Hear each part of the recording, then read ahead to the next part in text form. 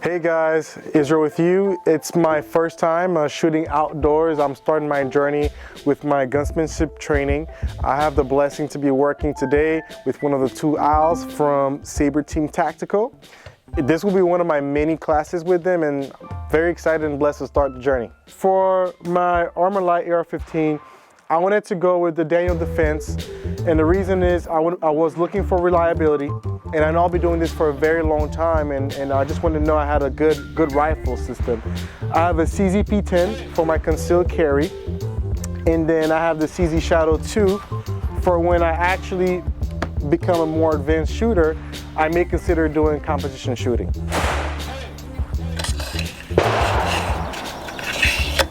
Like that goes there, and then like this. See that? Wow. It locks in. You got plenty of oil on it, so it's pretty good. Good to go. Okay. Yeah, so today we're gonna work with Israel and we're getting him started. And what we do at Saber Team Tactical is we do an assessment. And this is one of our keys, our fundamental processes. And what that is that we work through an assessment. So I don't know his skill level yet, but I'll make a judgment from that, and then I'll enhance our training program based upon what he needs. So we're gonna go through marksmanship, we're gonna go through gun handling, we're gonna go through understanding how the gun functions. We even go through taking the gun apart so that he can see what the functionality of the internals of his gun. You can't really tell, right, if you're buying ammo that might be... In this day and age, this putting it out so fast. Wow. Because look, those are really good hemp strikes. Yeah. See, they were not light. Before I roll out, my thing is always I want to make sure the guns are working properly. I don't have any feeding issues, the magazines are functioning. So that was my main goal to come out today anyway. I was going to do it anyway. Your rifle is going to have a longer sight radius, right? So you make it even. And we're looking at the top planes. I teach the top plane.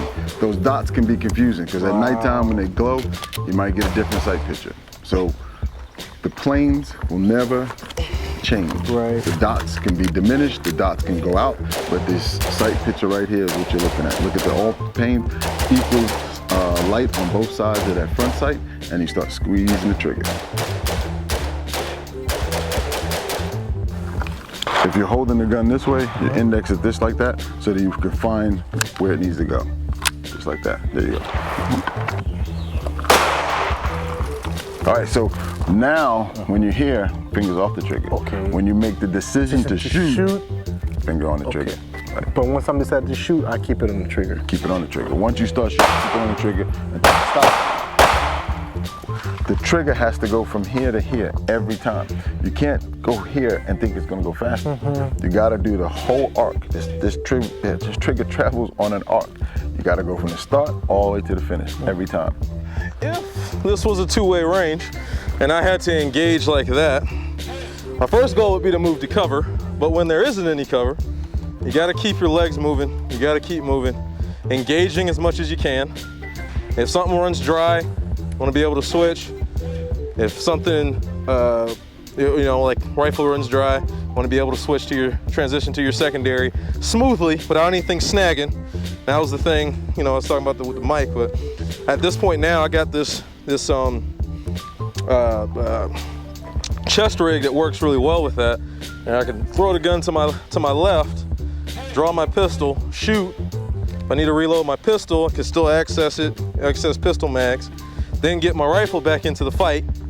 Mind you, if there was cover, that would be what I'd be looking for. That's all right though. But it's all new motions and movement. Yep, just like that. So for these shots, I want you to use the square this time, right? Got it. With this rifle, you should be able to use the square. So the next thing I want to show you is this. What we're gonna do, you got a ambidextrous safety on this. We're gonna load just like that. Okay. Push this in, shove it in. Okay. If the gun breaks because you shoved the magazine in, you need to do something about that. See how I'm holding this?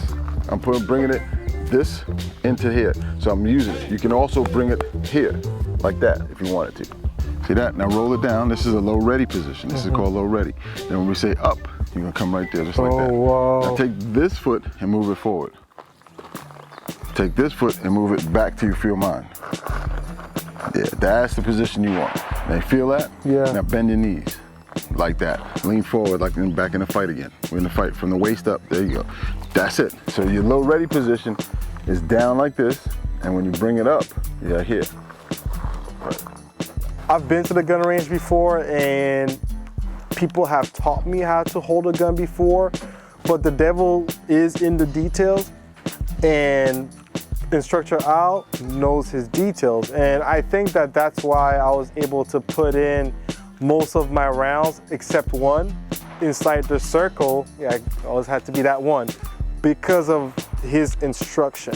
And I also feel like we're moving pretty fast, right? Like I'm already learning how to reload a weapon. It's just the details are important, and he puts it all together. Back to jiu-jitsu, Right. judo, martial arts, combat. This is martial gun. Same Literally. thing. So it's all the same footwork that you would use in a fight, you can use in a gunfight as well. All right, so we're going at that square, at the square inside the square. Right now he has a great foundation. He's got, he listens well, he follows direction extremely well, asks good questions, and he retains the information. What he has to do now is start to practice on his own dry firing, manipulating the firearm, because the actual live fire part, he's doing great with that. He now needs to get himself together with manipulating the gun, and he'll be on the right track.